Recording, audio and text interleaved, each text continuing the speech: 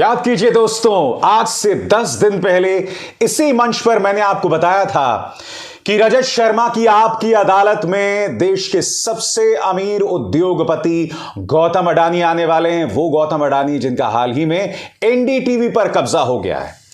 तो दोस्तों, जहां रजत शर्मा की आपकी अदालत में गौतम अडानी शामिल हुए, वहीं समानांतर तौर पर एक और चीज हो रही थी। एनडीटीवी में उनके नाम पर भक्ति राग गाया जा रहा था। अब आप यह कह सकते हैं कि भाई अब एनडीटीवी पर अडानी का कब्जा है तो वहां पर तो उनका भक्ति राग गाया ही जाएगा। मगर आप एक बात भूल गए, अभी एडिटोरियल यानी संपादकीय यानी कि वहां पत्रकारिता पर अडानी का कोई संपादक नहीं बैठा हुआ है।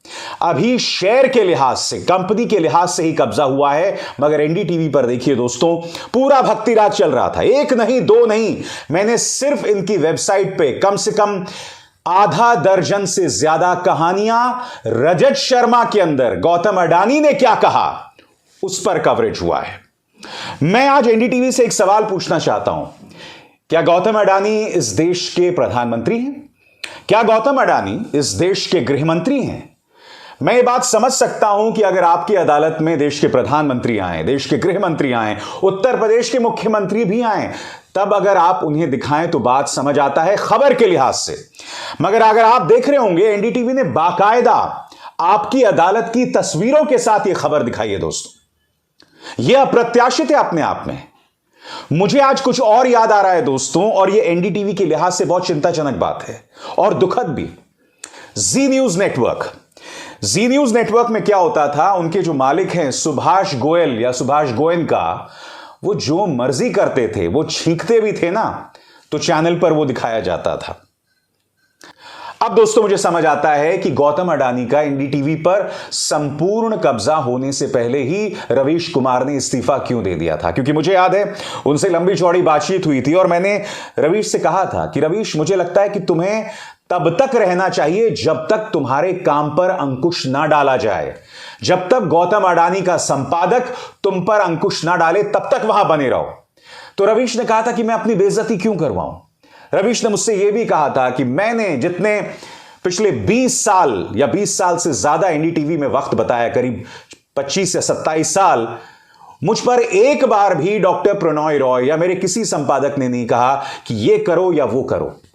जब गौतम अडानी का संपादक आएगा तो वो मुझसे कहेगा ये कहो, ये मत कहो। तो मेरी जो बेइज्जती 27 साल में नहीं हुई, वो अब क्यों मैं करवाऊं, ऐसा रवीश ने मुझसे कहा। एनडीटीवी से एक और सवाल करना चाहता हूं।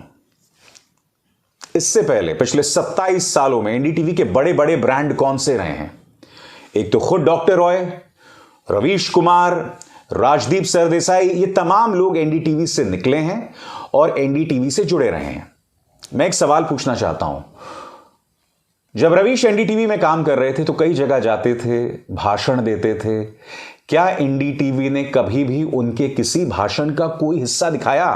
क्योंकि अब आप गौतम अडानी को बता रहे हैं, अपने चैनल पर दिखा रहे हैं खबर के नाम पर, और आप यह भी नहीं बतला रहे हैं कि गौतम अडानी का आपके ऊपर मालिकाना हक है। तो पारदर्शिता की कमी तो यहीं पर दिखाई दे रही है। ईमानदारी पर सवाल तो यहीं उठ रहे हैं, आपकी मंशा पर सवाल तो यहीं पर उठ रहे हैं। तो बड़ा प्रश्न ये कि रवीश कुमार इतने बड़े ब्रांड हुआ करते थे एनडीटीवी के, तो क्या कभी भी एनडीटीवी ने रवीश कुमार के किसी भी भाषण को अपने न्यूज चैनल पर दिखाया या नहीं दिखाया था, जब वो एनडीटीवी में रहते हुए बाहर जाके कोई भाषण देते थे? क्योंकि एनडीटीवी उनके पत्रकार थे, बड़े ब्रांड थे। एनडीटीवी की पहचान जो है रवीश की वजह से बन रही थी। या फिर डॉक्टर प्रणॉय रॉय जो कि उनके संस्थापक हैं, जब वो कहीं बाहर जाते थे तो क्या उनके कार्यक्रमों को या उनके भाषणों को दिखाया जाता था? कभी नहीं दिखाया जाता था। देखो दोस्तों, ये एनडीटीवी की संस्कृति ही नहीं रही है। इस तरह से जो आपका मालिक है या जो आपका बिजनेस पार्टनर है, उसकी तमाम चीजों को खबर के नाम पर चैनल पर दिखाया जाए। अब गौतम अडानी से पहले मुकेश अंबानी का शेयर्स के एक हिस्से पर कब्जा था एनडीटीवी के, मगर मुकेश अंबानी ने अपना कोई संपादक नहीं भेजा था एनडीटीवी पर।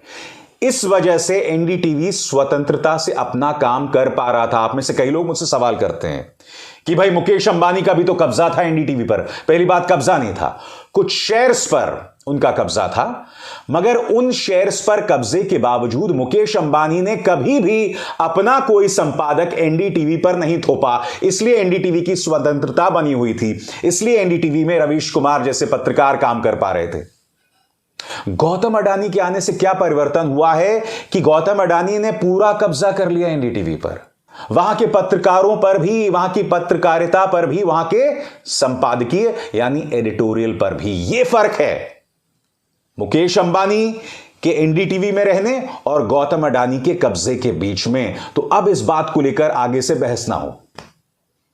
मगर वाकई दोस्तों, यह अपने आप में बहुत दुखद है कि एनडीटीवी जैसा चैनल जी न्यूज जैसा होता जा रहा है। जी हां, आपको याद होगा मैंने कार्यक्रम किया था एनडीटीवी का अंत, एनडीटीवी का दी एंड। क्या मेरे देश का लोकतंत्र इतना कमजोर है? क्या सत्ताधारी बीजेपी इतनी कमजोर है कि वो मुख्यधारा के न्यूज चैनल में एक भी ऐसे पत्रकार को बर्दाश्त नहीं कर सकते जो आपसे सवाल करे? मैं जानता हूं इनका प्रचार तंत्र क्या कहता है कि अभिसार हो, रवीश हो, देशद्रोही हैं। अरे भाई, देशद्रोही हैं, करप्ट हैं तो एक्शन लो ना। मैं तो कह रहा हूं आपसे, आपने इनकम टैक्स के जरिए मुझे परेशान किया, प्रवर्तन निदेशालय के जरिए मुझे परेशान किया, आपने क्या क्या नहीं किया। आपने ट्रोलिंग की, आपने मेरी जासूसी करवाई, सब कुछ करके देख लिया ना। अब एक ही चीज बची है, आपको भी पता है कौन सी चीज बची है, और उसका भी मैं इंतजार कर रहा हूं। कहने का अर्थ यहां पर यह है कि क्या यह सरकार इतनी कमजोर है? क्या इस देश के उद्योगपति इतने कायर हैं कि वे एक भी मुख्य धारा के न्यूज चैनल या अखबार में एक भी ऐसा पत्रकार बर्दाश्त नहीं कर सकते जो सत्ता से सवाल करे, जो मोदी जी से सवाल करे? इस कमजोरी की वजह क्या है भाई? इस कायरता की वजह क्या है? और फिर 56 इंच की दलील देते हो तुम। किस बात का 56 इंच? सवालों का जवाब दो, सवालों का सामना करो, मन की बात नहीं, अभिसार के सवालों का सामना करो, फिर पता चलेगा नेता कौन है और वो कौन। अभिसार शर्मा को दीजिए इजाजत। नमस्कार। स्वतंत्र और आजाद पत्रकारिता का समर्थन कीजिए, सच में मेरा साथी बनिए। बहुत आसान है दोस्तों, इस ज्वाइन बटन को दबाइए और आपके सामने आएंगे ये 3 विकल्प, इनमें से एक चुनिए और सच के इस सफर में मेरा साथी बनिए।